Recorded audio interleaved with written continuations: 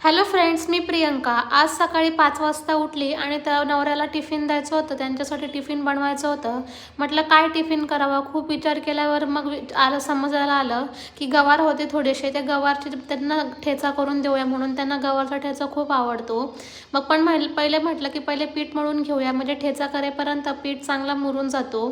त्याच्यामुळे पहिले गव्हाचं पीठ मळायला घेतलं आणि मग मळून झाल्यावर मग गॅसवर तवा ठेवला, कारण की गवार पहिले भाजून घ्यायचे असते. आणि एका साईडला पाणी गरम करायला ठेवलं होतं त्यांना आंघोळीसाठी.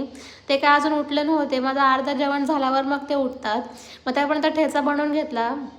पण काही बायांचे मला इंस्टाग्रामला कमेंट्स आले होते की सकाळी बिना आंघोळीचं किचनमध्ये जायचं नाही. तर ताई, तुमचं बरोबर आहे, पण जर सकाळी 5लाच टिफिन करायचं असेल तर मग काय 4ला उठून मला आंघोळ करायला लागेल का? त्याच्यामुळे सकाळी लवकर घाई असते, म्हणून मी तसेच बिना आंघोळीचीच जेवण बनवायला घेते.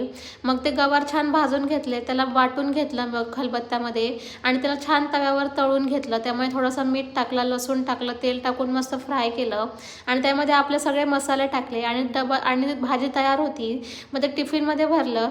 आणि ते नेहमी टिफिन घ्यायला विसरून जातात. मागे पण त्या दिवशी तसंच झालं, टिफिन बनवून तयार झाला पण घेऊन जायचं विसरले, म्हणून ते टिफिन त्यांचं घेतलं आणि पहिल्या बॅगमध्ये ठेवला विसरून जा म्हणून.